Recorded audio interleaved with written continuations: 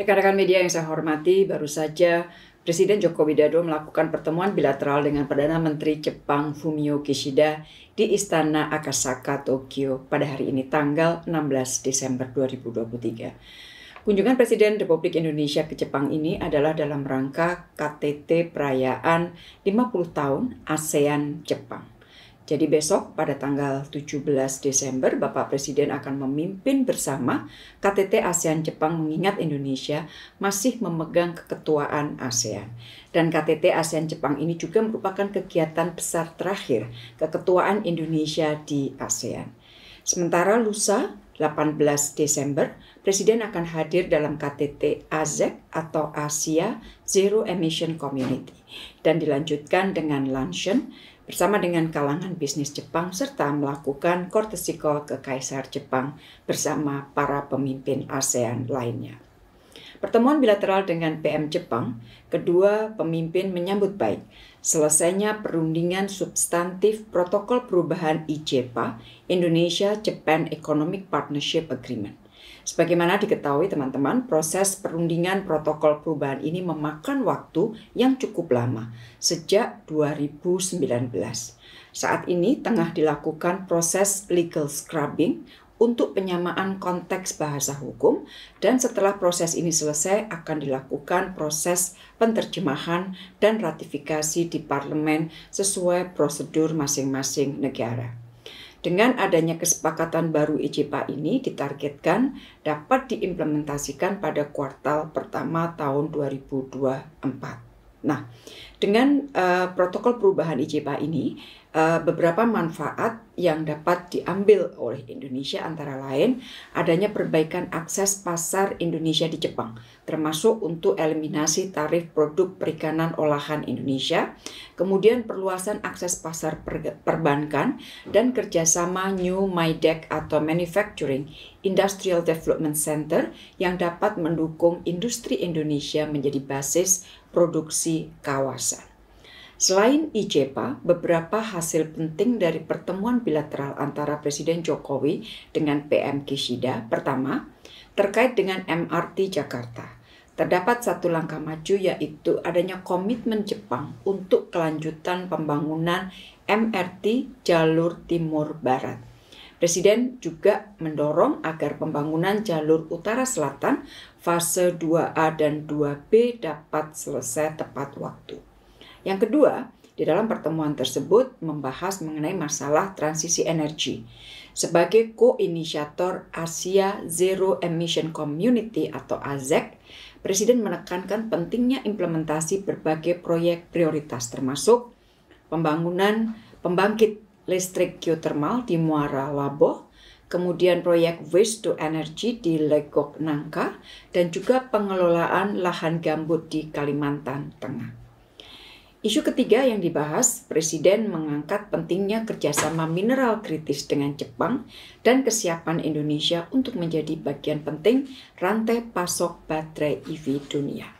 Keempat, disepakatinya dukungan Jepang yang lebih besar bagi pembangunan ekonomi pulau terluar Indonesia termasuk untuk industri perikanan. Di dalam pertemuan, Presiden juga mengangkat isu Palestina dan bagi Indonesia 3 hal penting yang selalu ditekankan oleh Presiden. Pertama adalah pentingnya terus mengupayakan gencatan senjata secara permanen. Yang kedua, memastikan bantuan kemanusiaan yang berkelanjutan. Dan yang ketiga, mendorong segera dimulainya proses damai untuk mencapai penyelesaian 2 negara.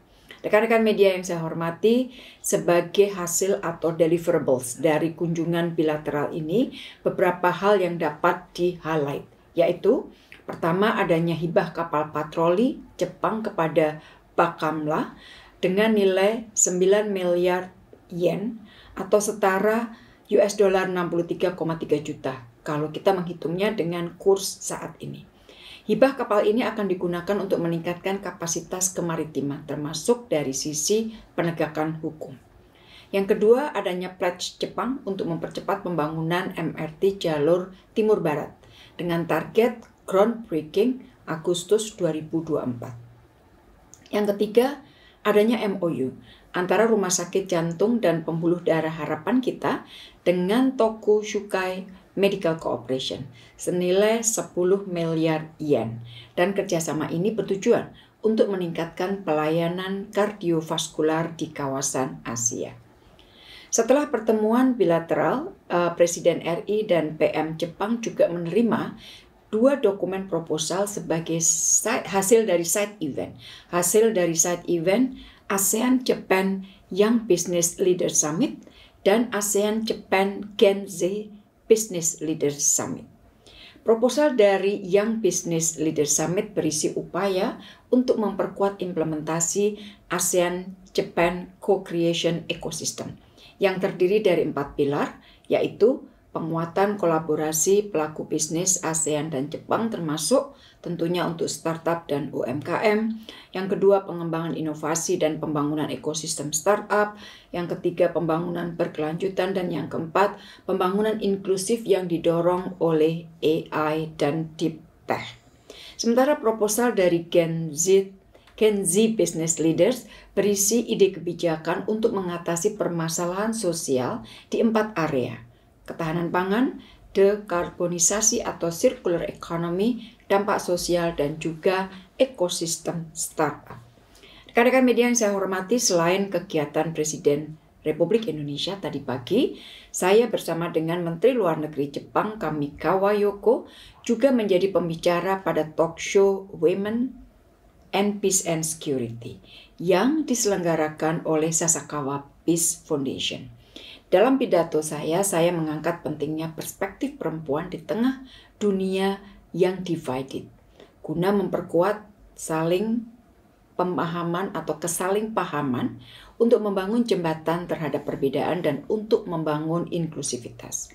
Peran perempuan krusial bagi peace process karena perempuan mampu melihat lebih detail dan mampu melakukan engagement dengan local community secara inklusif. Indonesia terus secara aktif mempromosikan penguatan peran perempuan dalam perdamaian ini baik di tingkat regional maupun multilateral, termasuk saya sampaikan bahwa Indonesia adalah inisiator dari South Asia Network of Women Peace Negotiators and Mediators, dan melalui resolusi PBB 2538 ini adalah merupakan inisiasi Indonesia mengenai Women Peacekeeping Operation. Jadi saya ulangi lagi, Indonesia telah menginisiasi lahirnya resolusi PBB 2538 terkait Women Peacekeeping Operation. Dan hingga saat ini terdapat lebih dari 119 Women Peacekeepers Indonesia di 7 misi perdamaian PBB. Selain itu, kemarin setiba saya di Tokyo tanggal 15 Desember, saya juga telah meresmikan gedung baru KBRI Tokyo yang juga turut hadir di dalam acara peresmian adalah State Minister for Foreign Affairs Mr. Suji Kyoto dan juga Menteri ESDM Pak Arifin Tasrif. Saya sampaikan bahwa gedung baru KBRI ini fits for purpose, baik untuk kebutuhan fisik maupun misi diplomatik yang diemban oleh KBRI Tokyo. Demikian rekan-rekan yang dapat saya sampaikan. Hasil pertemuan KTT ASEAN Jepang dan pertemuan terkait lainnya akan disampaikan secara terpisah. Terima kasih.